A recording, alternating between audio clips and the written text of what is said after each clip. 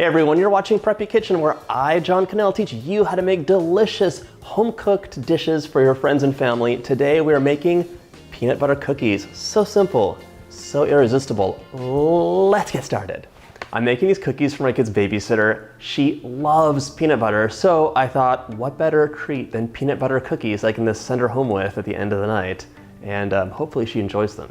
All right, 180 grams of all-purpose flour into a bowl. I'm gonna sift it up and whisk it up, but you don't have to. Whisking is fine. So now 3/4 of a teaspoon of baking powder and 1/2 teaspoon of salt. This is sea salt. You could use kosher salt. I prefer you don't use iodized salt. It's a little harsh. All right, I'll take the scale away. I know it bothers you. Oh my gosh, where does flour come from? Sift, sift, sift. I feel like that flour appeared on the counter by magic, like some dragon come out of the fire. Okay, clean your mess up and then set it aside. Now for the non-dry ingredients, I'm gonna add 1/2 cup.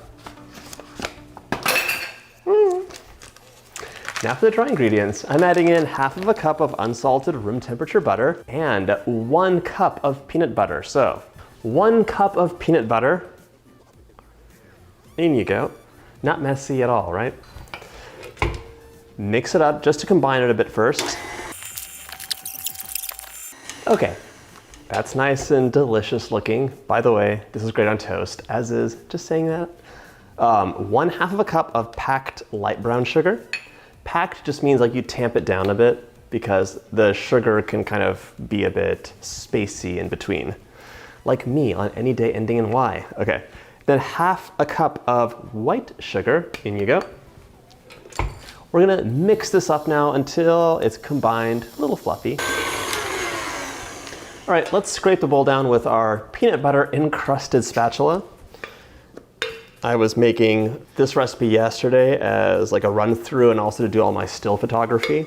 And today, all of the cameras smell like peanut butter. Okay. Now we're gonna add that egg in. No shells. Mix it up. All right, I'm adding in a splash of vanilla.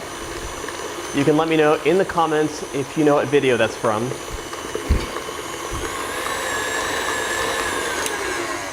Okay, a delicious anytime treat. But we're gonna add some flour to it and bake it up. Actually, I never whisked up my flour. Can't do anything right. All right, whisk, whisk, whisk, whisk, whisk, whisk, whisk. Okay, let's add that flour in.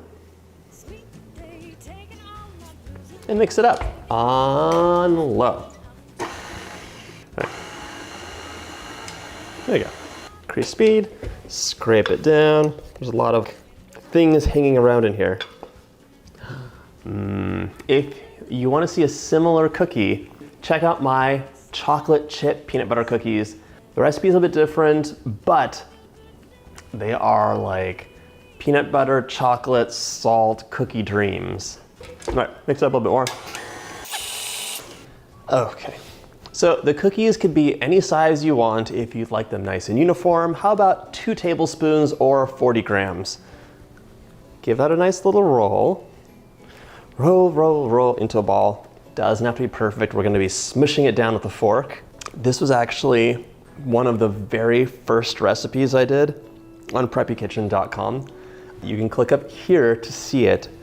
The original version was like the really, really basic peanut butter cookie with no flour, just peanut butter, sugar, egg, I think. And I made a marshmallow sandwich with them with marshmallow fluff. It was cool. It was one of the things that did well. And I was like, oh my gosh. This is amazing. I got like a few shares on Facebook and I was like so excited.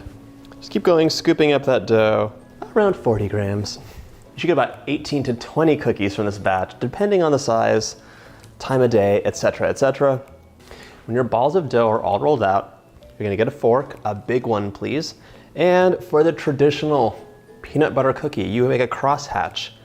So press down 1, slide it out, and press down 2.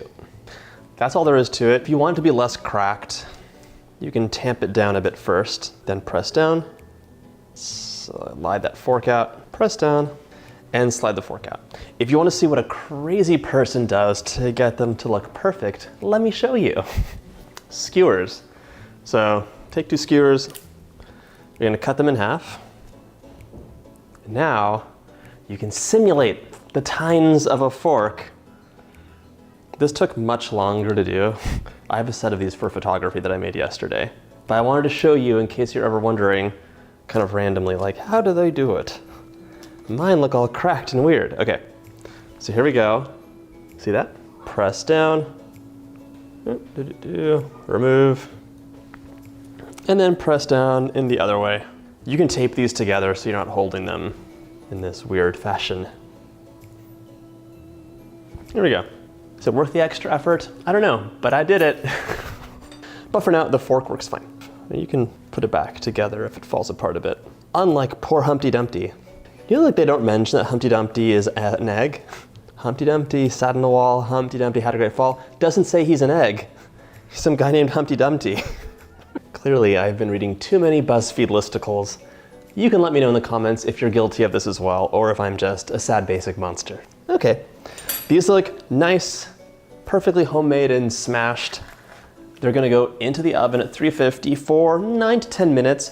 You don't want them to burn. They're going to kind of stay light, but then firm up as they cool down. So you have to leave them on the cooling rack. No, you have to leave them on the baking tray until they firm up, basically. Okay, into the oven. Cookies are out of the oven and cool enough to touch. Which one do you like better? Let me know in the comments. My fancy skewer version where I faked the fork, or the actual fork one where it looks a little bit more rustic and homemade. I kind of like both, although, I don't know, there's something about this that's appealing to the inner double Virgo in me. That has all the peanut butter flavor you could want, just the right amount of sweetness. It's like a soft, chewy cookie. It has that peanut butter fall apart in your mouth feeling, if you know what I mean. It's really good.